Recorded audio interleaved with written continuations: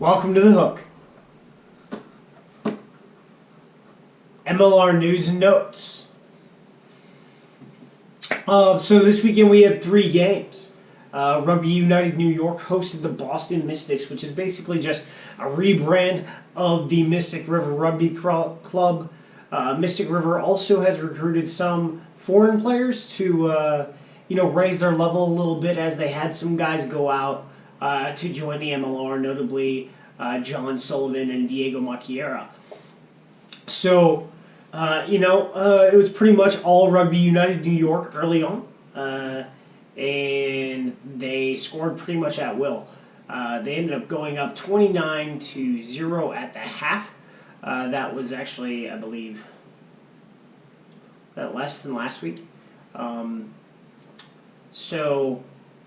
You saw like the offense for Rugby United New York start to push the pace a lot in the first half, and then they just picked up in the second half, scoring 3 tries and making all of their conversions. There was a massive crowd for Gaelic Park. It was full.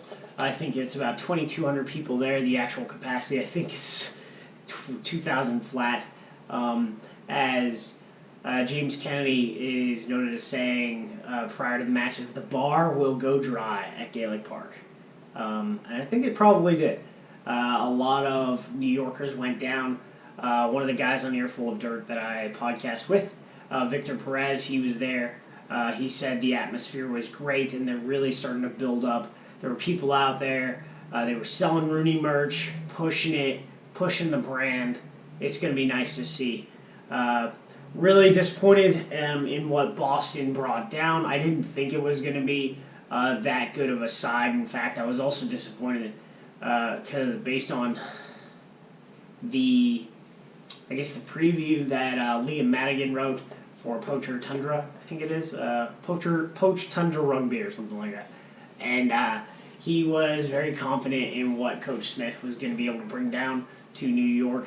However, if you look at the Old Blue and Nyack scores versus Mystic this year, and also the Glendale versus Mystic and the Life versus Mystic scores during the America's Rugby Premiership Conference play, it would be really hard to think that Mystic was going to be able to come in and hold RUNY down to probably like 30 points and to be able to even keep pace with them. There really was probably, I think, one moment where Mystic actually threatened to score, but in the second half, but it really, to be honest, it really wasn't there. RUNY's still, working on their chemistry things, and they've got plenty of time. They're not a full member in MLR until next year, so you're starting to see the brand and you're starting to see matches, right? So, but with that stated, if you saw the second Nyack game and the second Old Blue game against Mystic, I expected this to be an 80 to 100, scoreline. Well, it is what it is. Houston traveled down to New Orleans and faced off in the second preseason fixture that they had scheduled against the Gold. Overall, I want to say the assessment is that Houston left some stuff on the pitch. They know it, and Gold raised their level. At the end of the game, Sam Windsor had 2 chances probably to seal off a victory, and I think when it comes to kicking in the wind, you got to practice in the wind, and they probably haven't had that kind of wind that they had, lately in Houston, which would affect that a lot, I think, because I think around here we've probably had the wind that was similar to NOLA. It's really hard to simulate those conditions in practice, and when you do, you kind of gotta take hold of them. And I don't think they've had that, so it was really tough. They were close. For the most part, you saw really early on what the Houston offense could do, as well as what the Houston defense could do. They ended up scoring 2 tries with good support, good interaction, and discipline between the backs and the forwards. Pretty crisp overall out of the 1-3-2-2 offense that Coach Fitzpatrick is running.